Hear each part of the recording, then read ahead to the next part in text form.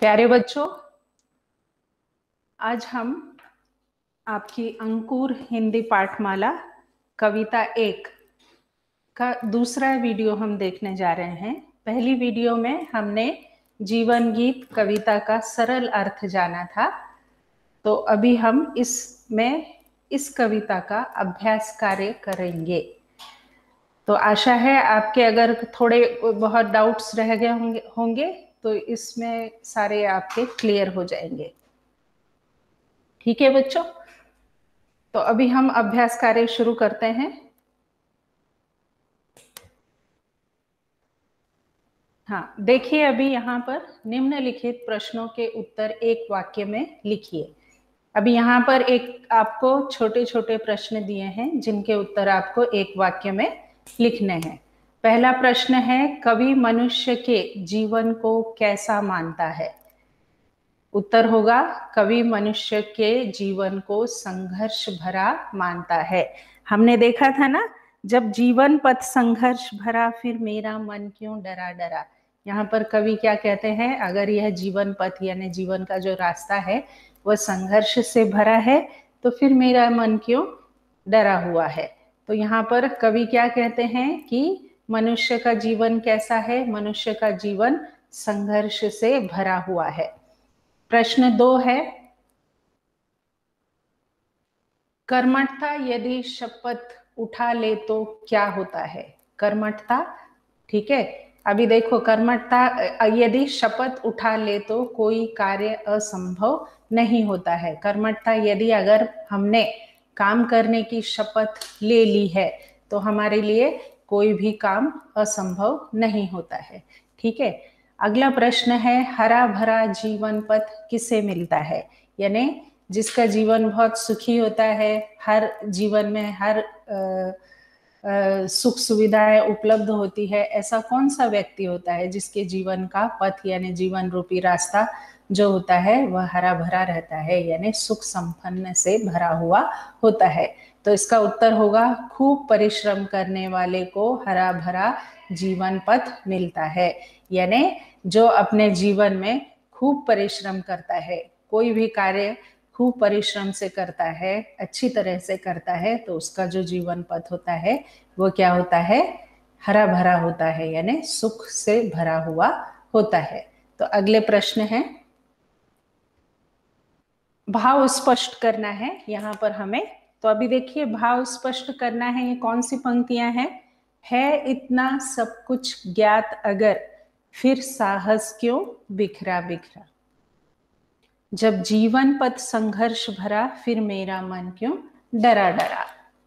जब खड़ा सामने दुश्मन हो रणनीति बनानी पड़ती है, जब दूर किनारा खुद से हो पतवार चलानी पड़ती है।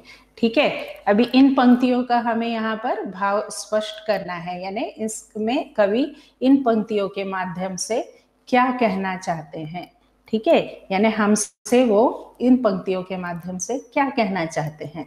प्रस्तुत पंक्ति में देखिए, यहाँ पर सभी प्रस्तुत पंक्ति में कवि कहते हैं कि हम सब कुछ जानते हुए भी क्यों हिम्मत हार जाते हैं। ठीक है, हमें सब पता है कि हमारा जीवन जो है वो संघर्ष से भरा है, फिर मनुष्य फिर भी क्यों हिम्मत हार जाता है। अभी देखिए, इसका उत्तर वो क्या बोलते हैं कि कारण हम जानते हैं कि हमारे जीवन में बहुत संघर्ष है ना। हम सभी जानते हैं कि हमारा जो जीवन है ये संघर्षमय है, संघर्ष से भरा है। इस यहाँ पर कोई भी व्यक्ति ऐसा नहीं है जो आराम से जीवन बिता रहा है। कवि का मानना है कि हमें इन संघर्षों से न डर कर साहस से इनका सामना करना चाहिए। जैसे जब हमारे सामने दुश्मन खड़ा होता है तो उससे जीतने के लिए युद्ध नीति बनानी पड़ती है ना। अगर हमारे सामने दुश्मन खड़ा होता है तो हमें नीति बनानी पड़ती है, कि हमें योजना बनानी पड़ती है कि हमें उसका सामना किस प्रकार से करना है। उसी प्रकार जब लक्ष्य यानी मंजिल दूर हो तो पास पहुंचने के लिए मेहनत करनी पड़ती है, यानी मेहनत करना ही पड़ता है। जिस प्रकार एक नाविक बीच नदी में हो तो किनारे पर पहुंचने के लिए उसे पतवार का यानी पतवार यानी चप्पू का सहारा लेना ही पड़ता है। उसी प्रकार हमारी मेहनत ही हमें हमारी मंजिल तक पहुंचाती है। आशा है आपको समझ आ गया होगा कि यहाँ पर कवि इन पंक्तियों के माध्यम से क्या कहते हैं कि अगर जीवन में सफलता प्राप्त करनी है तो हमें मेहनत तो करना ही पड़ता है। अगला देखिए, प्रश्न क्या है, कवि ने सफलता की कुंजी किसे कहा है? ठीक है, तो उत्तर क्या है, कवि ने सफलता की कुंजी पसीने की बूंदों को कहा है। ठीक है, जिसने अपनी मेहनत से पसीना बहाकर सफलता पाई है वही संसार में एक सफल व्यक्ति बना है और उसके चारों तरफ खुशियां ही खुशियां हैं। देखिए यहाँ पर भी कवि वापस वही बात कह रहे हैं कि जो मेहनत करता है उसी को जीवन में क्या मिलता है, खुशियां मिलती है, सफलता मिलती है। इसीलिए हमारे जीवन में सफलता की कुंजी क्या है, सिर्फ मेहनत करना। आगे बढ़ते हैं।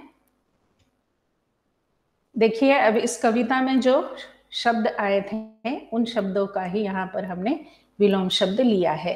ठीक है, तो पहला शब्द है जीवन, उसका विलोम क्या होगा, मृत्यु। ज्ञात, अज्ञात, ज्ञात यानी जो सब कुछ जानता है, अज्ञात यानी जो कुछ नहीं जानता है। यहाँ जीवन क्या है, जीवन क्या है जिसको हम लाइफ बोलते हैं। ठीक है, उसका विलोम शब्द क्या हुआ, मृत्यु। ठीक है, ज्ञात, अज्ञात, सफलता, असफलता। ठीक है, खुश, दुख। पर्यायवाची शब्द यहाँ देखिए, पथ, हमने देखा था ना, जीवन पथ यानी जीवन का रास्ता। तो पथ का मतलब क्या है, रास्ता। तो इसके दूसरे पर्यायवाची शब्द, समानार्थी शब्द जिसको हम बोलते हैं क्या होंगे, मार्ग या रास्ता। नभ, नभ का पर्यायवाची है, नभ यानी आकाश, आकाश और गगन। देखिए पर्यायवाची शब्दों को हम समानार्थी शब्द भी कहते हैं। तो बगीचा यानी बाग, उपवन। दुश्मन, शत्रु और रिपु। धरती, पृथ्वी, अवनी। जीवन, जिंदगी और प्राण।